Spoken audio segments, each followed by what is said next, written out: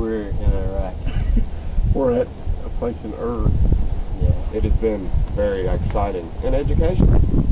Oh, and by the way, Happy New Year. Today is January 2nd, which will probably show up to the bottom of your screen momentarily. And it's a very fascinating place that we've all went to. We're actually in an area that's mentioned in the Bible. You don't get that back home very often. I mean, Beartown's nice, but it's just not Bible worthy. He's going to guide us around a little bit today, and then I'll probably get him to hold the camera for me some too.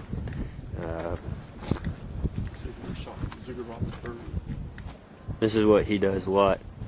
He takes pictures of himself, or he'll do his own little interviews. And Stop talking to me.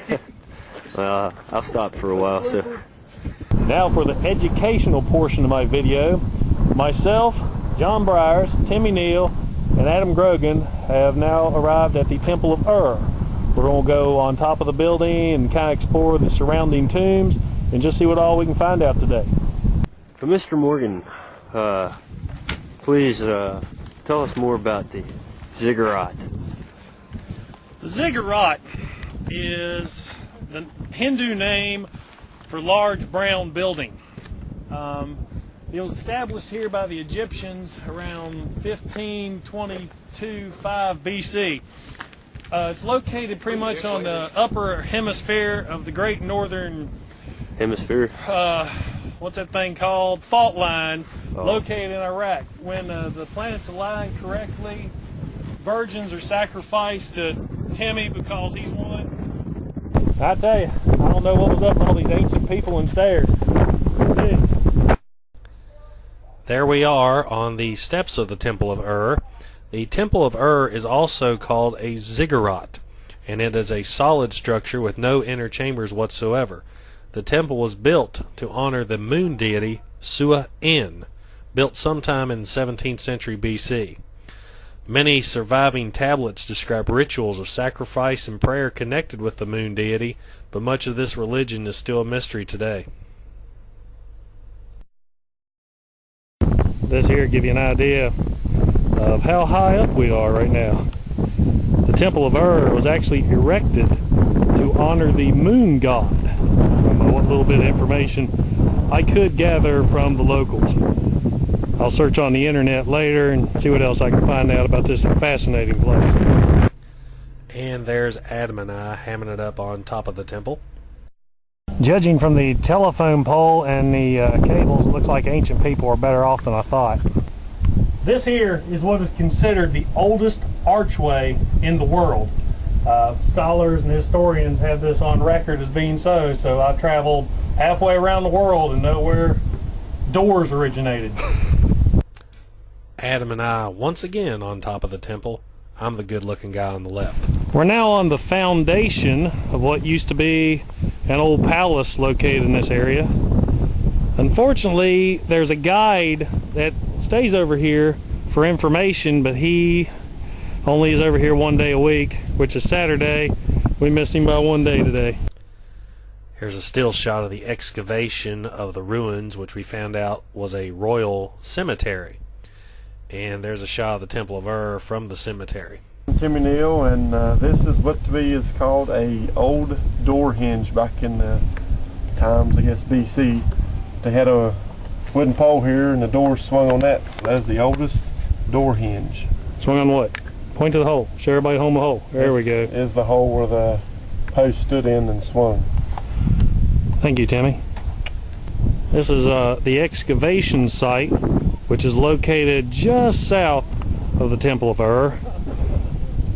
Got multiple tombs that have been unearthed. There is an old drainage system and some more buildings that they're working on finishing the excavation. Hopefully when everything secures over here, they can send more teams out to find out more about this place. This whole area was like a maze. There were passageways and tunnels leading all over the place. Unfortunately, we didn't have a flashlight with us to really go exploring, but that didn't stop some of the people on our crew. There goes John and Timmy down to one of the deep holes to see what they can find. Mom, Dad, you'll notice I'm not the stupid one that goes jumping in this deep hole in a foreign country with no way out.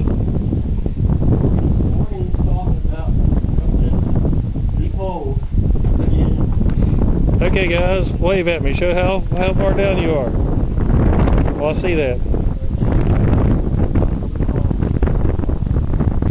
Well, here I am exploring the excavation site. I really wish I knew more about this area to talk about. I mean, there's some neat stuff here. Holes and arches, your eerie passageways. As long as I don't trigger no booby traps, I guess I'll be alright. I'm assuming people back then were kind of short.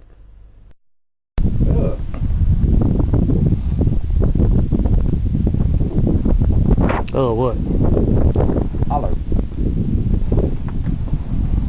And here's another shot of the Royal Cemetery. It shows just multiple tombs scattered throughout the entire area.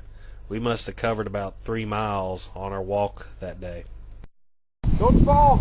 Tell you, there's no way easy to get anywhere in this country.